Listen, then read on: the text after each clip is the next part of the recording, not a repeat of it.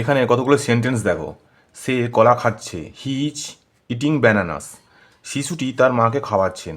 The child's mother is feeding it. ঠিক আছে, দেখো এখানে খাচ্ছে আর খাওয়াচ্ছেন, তো দেখতে পাচ্ছ দুটো কিন্তু শব্দ একই, কিন্তু অর্থ এখানে এখানে ইংলিশটা দেখো, ইটিং আছে, এখানে ফিডিং আছে। ঠিক আছে, আরও একটা দেখো, আমি এই ঘটনা জানি। I know of this event. আমি তাকে এই ঘটনা জানালাম, তাহলে I informed him of this event. তাহলে এখানে দেখো নো, এখানে ইনফর্মড। ঠিক আছে, কিন্তু দুটোই হচ্ছে জানি বা জানালাম। ঠিক আছে, আরেকটি সেন্টেন্স দেখো, ছেলেটি পুকুরে ডুব দিল। The boy dived into the tank. রুমালটিকে সে জলপূর্ণ বাটিতে ডোবালো। He dipped the handkerchief into a bubble of water. তো এখানে হচ্ছে ডাইভড, এটা হচ্ছে ডিপড। ঠিক আছে, আমার লোকটিকে মনে আছে। I remember the man. আমাকে এটি মনে করিয়ে দিও। Remind me of this. তাহলে রিমেম্বার এবং রিমাইন্ড, দেখতে পাচ্ছ আরও কতগুলো জিনিস দেখো।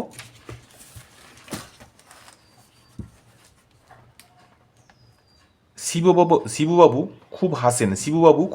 শিবুবাবু লাভস এ গ্রেট ডিল।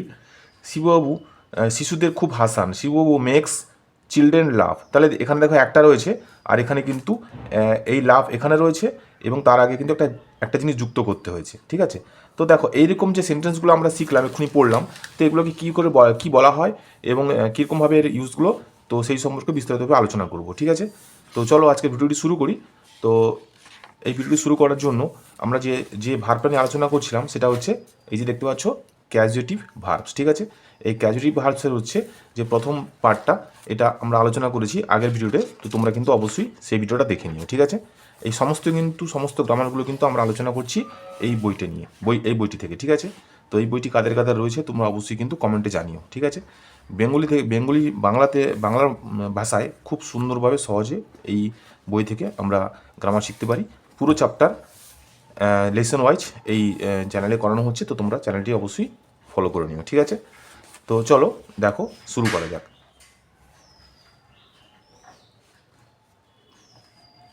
এখানে আমরা কয়েকটি সেন্টেন্স পড়ি। মন্টু তার কাকাকে দেখলো। ঠিক আছে, দেখলো, তাহলে মন্টু স হিজ আঙ্কেল। তাহলে দেখলো, এখানে সটা হচ্ছে দেখলো অর্থে ব্যবহার করা হচ্ছে। আবার দেখো, রজত আমাকে ছবিটি দেখালো। তাহলে রজত শোড মি দ্য পিকচার। তাহলে দেখো একটা রয়েছে দেখলো, আর একটা হচ্ছে দেখালো। ঠিক আছে, তো দুটোর মধ্যে দেখো এখানে কিন্তু যেরকম পার্থক্য রয়েছে, এখানে ইংরেজিতে শব্দের মধ্যে কিন্তু পার্থক্য হয়ে গেছে। একটা হচ্ছে স, আর একটা হচ্ছে সোড। ঠিক আছে, তাহলে স আর সোড। ঠিক আছে, নেক্সট দেখো, আমি ফরাসি ভাষা শিখি। তাহলে আই লার্ন ফ্রেঞ্চ। আর আমি ফরাসি ভাষা শেখাই, তাহলে আই টিচ ফ্রেঞ্চ। তাহলে একটা হচ্ছে শিখি, লার্ন, আর একটা হচ্ছে শেখাই, এটা হচ্ছে টিচ। ঠিক আছে, শিশুটির মা তাকে খাওয়াচ্ছেন। The child's mother is feeding it. ঠিক আছে, খাওয়াচ্ছেন কিন্তু, হ্যাঁ। আচ্ছা, তারপরে দেখো এটা এখানে আছে খাচ্ছে অর্থাৎ ইটিং, আর খাওয়াচ্ছেন ওটা হচ্ছে ফিডিং। তাহলে এখানে যে সেন্টেন্সগুলো আমরা দেখতে পাচ্ছি, এরকম করে এর পার্থক্য কেন হচ্ছে, কিসের জন্য হচ্ছে, সেটা আমরা একটু পরে জানতে পারবো। তোমরা আরও কয়েকটি সেন্টেন্স তোমরা দেখো। আচ্ছা, তারপর দেখো, লোকটি হঠাৎ পড়ে গেল। The man suddenly fell down. ঠিক আছে, পড়ে গেল। আচ্ছা, গাছটিকে পাতিত করা হয়েছিল। The tree was felled. তাহলে একটা হচ্ছে ফেল ডাউন, একটা হচ্ছে ফেল্ড। ঠিক আছে, তারপরে দেখো, রাজা সিংহাসনে বসলেন। The king sat on the throne. Throne মানে সিংহাসন। ঠিক আছে, তার মুকুটে হিরে বসানো ছিল। His crown was set with diamonds. তাহলে এখানেও স্যাট করা আছে, এখানে সেট করা আছে। ঠিক আছে, পার্থক্যটা হচ্ছে এইটাই। তাহলে একটা হচ্ছে বসলেন, আর একটা হচ্ছে বসানো ছিল। ঠিক আছে, এটা দেখো, সে বেঞ্চে বসলো। He sat on the bench. সে সোনার আংটিতে একটি হিরে বসালো। He set a diamond in the gold ring. তো উপরের সেন্টেন্সটার মতো একই রকমভাবে। ঠিক আছে, তো এইগুলোকে আমরা কীরকম সেন্টেন্স বলবো, এর ব্যবহারটা কোথায় কখন করব। ঠিক আছে,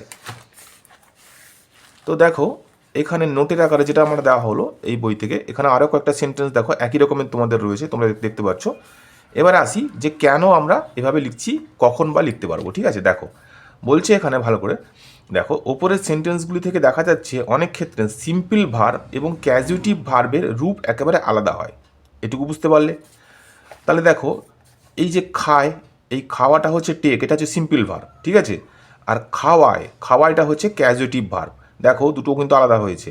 তাহলে ক্যাজুয়েটিভ ভার্বটা কাকে বলা হয় সেটা কিন্তু আমরা আগের ভিডিওতে করেছি এবং এক্সাম্পল দিয়ে সংজ্ঞা ডেফিনেশন বলেছি ওখানে, তো তোমরা সেটা অবশ্যই দেখবে, ঠিক আছে। তাহলে এইটা হচ্ছে যে টেকটা করা হলো, এই টেকটা কিন্তু সিম্পল ভার্ব, এটা সিম্পল ভার্ব। এবং ক্যাজুয়েটিভ ভার্ব হচ্ছে, দেখো এটা হচ্ছে একেবারে এই একই সেন্টেন্সের মধ্যে ক্যাজুয়েটিভ ভার্বটা কিন্তু এটা আলাদা হয়ে গেছে, টেক এবং ফিড আলাদা, ঠিক আছে। নেস্ট এবং নেস্টলড এটা হচ্ছে আলাদা, ঠিক আছে। তাহলে বুঝতে পারলে যে কোনো ক্ষেত্রে সিম্পল ভার্ব এবং ক্যাজুয়েটিভ ভার্বের রূপ হচ্ছে একেবারে আলাদা হয়। কিছু কিছু ক্ষেত্রে সিম্পল ভার্বের পরে আবার এল ই যোগ করে ক্যাজুয়েটিভ ভার্বটি তৈরি করা হয়, ঠিক আছে। তাহলে অনেক সময় কিন্তু এরকম পুরোপুরি আলাদা না হয়ে আমরা কখনো কখনো কিন্তু আমরা এল ই যোগ করে আবার আলাদাভাবে ক্যাজুয়েটিভ ভার্বটা তৈরি করতে পারি। যেরকম ধরো এখানে দেওয়া আছে স্টার্ট, তাহলে স্টার্ট হচ্ছে নিজে চমকানো, আর স্টার্টেল মানে হচ্ছে অন্য কাউকে চমকে দেওয়া। দেখো এখানে কিন্তু এল ই লাস্টে যোগ করা হয়েছে, ঠিক আছে। তারপর দেখো শাক, ঠিক আছে। এই শাক মানে স্তন্যপান করা, আর সাকেল মানে স্তন্যপান করানো, এখানে এলি যোগ করা হয়েছে। তাহলে বুঝতে পারলে শাক এবং সাকেল, তাহলে স্টার্ট এবং স্টার্টেল, নেস্ট এবং নেসল, ঠিক আছে। তো লাস্টে কিন্তু আমরা এলি যোগ করতে পারছি। তাহলে আশা করি বুঝতে পারলে যে কোথায় ব্যবহার করি আমরা, যখন আমরা কোনো সিম্পল সেন্টেন্সকে ক্যাজুয়েটিভ ভার্ব ব্যবহার করতে পারি তখন একরকম হয়, আর এক্ষুনি যেটা পড়ছি এটাও আরেক রকমের হয়, অর্থাৎ সিম্পল ভার্ব এবং ক্যাজুয়েটিভ ভার্ব সম্পূর্ণরূপে আলাদা হচ্ছে। আবার কোনো কোনো ক্ষেত্রে এই ক্যাজুয়েটিভ ভার্বের পরে কিন্তু আমরা এলি যোগ করতে পারছি, ঠিক আছে। এরপরে আবার দেখো এখানে কি বলেছে যে যেসব ভার্বের ক্যাজুয়েটিভ ফর্মই নেই, সমস্ত ভার্বের যে আবার ক্যাজুয়েটিভ ফর্ম থাকবে তা কিন্তু নয়, হ্যাঁ। তো অনেক ক্ষেত্রে কিন্তু ক্যাজুয়েটিভ ভার্বের ফর্ম নেই, তো সেক্ষেত্রে আমরা যদি সেই সেন্টেন্সটাকে ক্যাজুয়েটিভ ভার্ব আমরা ব্যবহার করতে চাই তখন কি করব।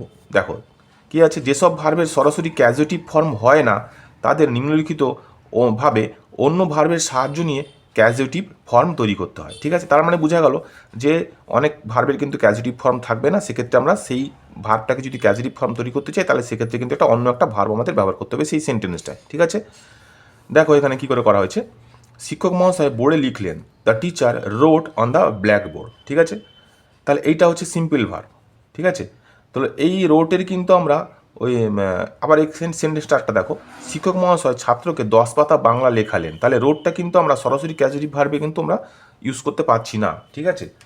সেক্ষেত্রে আমরা কী করবো, the teacher made the student right 10 pages of Bengali. দেখো তাহলে রাইটটাকে কিন্তু লেখালেন, এই লেখালেন অর্থটাকে কিন্তু পরিপূর্ণ করতে গিয়ে আমাদের কিন্তু একটা মেডের সাহায্য নিতে হয়েছে, ঠিক আছে। অন্য একটা ভার্ব, এটা কিন্তু এই সাহায্য নেওয়ার জন্য কিন্তু রাইটটা এখানে লেখালেন হয়ে গেছে, ঠিক আছে। শিববাবু খুব হাসেন, তাহলে শিববাবু লাভস এ গ্রেট ডিল, তাহলে শিববাবু খুব হাসেন, এই যে হাসা, এই লাভস মানে হাসা। আবার শিববাবু শিশুদের খুব হাসান, তাহলে শিশুদের খুব হাসান। দেখো এই লাভটাকে কিন্তু এখানে এই যে হাসান ব্যবহার করার জন্য কিন্তু আমরা এখানে মেক্স করা হয়েছে, তাহলে শিববাবু মেক্স চিলড্রেন লাভ, ঠিক আছে। আশা করি বুঝতে পারছো যে অন্য একটা ভার্ব কীরকম করে তার আগে ইউজ করা হচ্ছে। আমি একটি প্রবন্ধ লিখব, তাহলে I shall write an article, তাহলে I shall write an article, আমি একটি প্রবন্ধ লিখব। আমি তোমাকে দিয়ে একটি প্রবন্ধ লেখাবো, তাহলে এই লিখবোটা যখন লেখাবো করছি তখন কিন্তু এখানে কী হচ্ছে, I shall have you write an article, তাহলে এই রাইটের কিন্তু এখানে একটা হ্যাভ লাগানো হয়েছে, ঠিক আছে। তবেই কিন্তু এটা রাইটটা কিন্তু এখানে লেখাবো হয়েছে, বুঝতে পারলে। তারপরে দেখো আমি এই কাজটি করব, তাহলে I shall do this work, ঠিক আছে। আমরা ছেলেগুলিকে দিয়ে এই কাজটি করাবো, তাহলে ডুটা কিন্তু করাবো হচ্ছে, তাহলে উই শ্যাল গেট দ্য বয়েস ডু দিস ওয়ার্ক, তাহলে এখানে যে এই ডুটাকে কিন্তু করাবো অর্থে ব্যবহার করার জন্য কিন্তু গেট লাগানো হয়েছে, ঠিক আছে। আশা করি তোমরা এই সেন্টেন্সটা বুঝতে পারছো কীরকম করে কী করানো হয়েছে। সমস্তগুলো কিন্তু একই রকমভাবে যে নিয়মগুলো বলা হলো সেই নিয়মগুলো কিন্তু এখানে করানো হয়েছে, ঠিক আছে।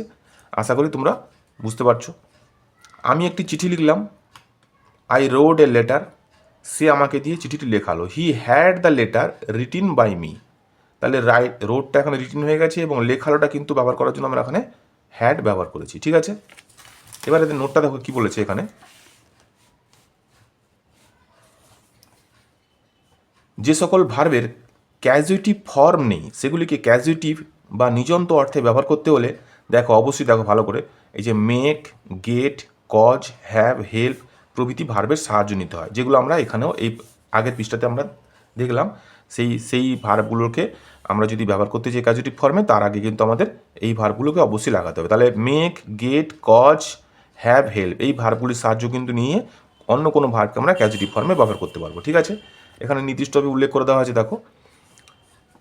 আচ্ছা, তার মধুর বাক্য আমাদের তার কুকীর্তির কথা ভোলাতে পারলো না। ঠিক আছে, তাহলে হিজ সুইট ওয়ার্ডস, তার মধুর বাক্য, could not make us forget his misdeed. তাহলে এই ফরগেটটাকে কিন্তু এই যে ভোলাতে পারলো না, তাহলে ভোলাতে পারলো না অর্থে কিন্তু ফরগেট ব্যবহার করা হয়েছে, কিন্তু এই ফরগেটটাকে আমাদের এই ভোলাতে পারলো না অর্থে ব্যবহার করার জন্য আমাদের কিন্তু মেঘ লাগাতে হয়েছে। ঠিক আছে, মেঘ যদি না লাগাতাম তাহলে কিন্তু শুধু ফরগেট দিয়ে আমাদের এই ভোলাতে পারলো না কথাটা কিন্তু তৈরি হতো না। ঠিক আছে, নেক্সট দেখো, নীলু একজোড়া জুতো তৈরি করিয়েছিল। তাহলে Nilu had a pair of shoes of made, তাহলে মেড, তাহলে Nilu had a pair of shoes of made, তৈরি করিয়েছিল, তাহলে এই মেডটাকে ব্যবহার করার জন্য হ্যাড লাগাতে হয়েছে। ঠিক আছে, আমি তাকে 1 কাপ দুধ পান করিয়েছিলাম, তাহলে I made him drink a cup of milk. ঠিক আছে, তাহলে ড্রিঙ্কটাকে, এই যে ড্রিঙ্ক মানে পান করা, তাহলে পান করিয়েছিলাম, এই করিয়েছিলাম অর্থে ব্যবহার করার জন্য এখানে মেড লাগাতে হয়েছে। আশা করি তোমরা বুঝতে পারলে যে এই সেন্টেন্সগুলো কেমনভাবে ব্যবহার করা হয়েছে। তো তোমরা এই সেন্টেন্সগুলো কিন্তু অবশ্যই খাতাতে তুলে নিয়ে নিজের মতন করে প্র্যাকটিস করতে পারো, দিয়ে এই ভিডিওতে যেরকম নিয়মটা বলা হলো সেই নিয়মের সময় তোমরা মিলিয়ে নিও। ঠিক আছে, এরপরে দেখো, এরপরে যে আরেকটা চ্যাপ্টার রয়েছে যেটা হচ্ছে quasi passive use of verbs. ঠিক আছে, এর আগে কিছু এক্সারসাইজ রয়েছে দেখতে পাচ্ছ, তো এই এক্সারসাইজগুলো যদি তোমরা মনে করো করে দিতে হবে, তো তোমরা অবশ্যই কিন্তু কমেন্ট করো, আমি কমেন্ট পেলে কিন্তু এক্সারসাইজগুলো তোমাদের জন্য আমি অবশ্যই করিয়ে দেবো। ঠিক আছে, এই বইটি যাদের আছে তারা কিন্তু এই বই থেকে, এই ভিডিও দেখে এই বই থেকে তোমরা প্র্যাকটিস করতে পারো। ঠিক আছে, এর পরের ভিডিওতে আমাদের এই quasi passive use of verbs নিয়ে আলোচনা করবো। ঠিক আছে, আজকের ভিডিওটি কেমন লাগলো তো তোমরা অবশ্যই জানিও। এই বই থেকে চ্যাপ্টার ওয়াইজ যে ভিডিওগুলো আসছে তো তোমরা দেখার জন্য অবশ্যই চ্যানেলটিকে সাবস্ক্রাইব করে নিও। ঠিক আছে, নেক্সট ভিডিওতে তোমাদের সঙ্গে আবার দেখা হচ্ছে। টাটা।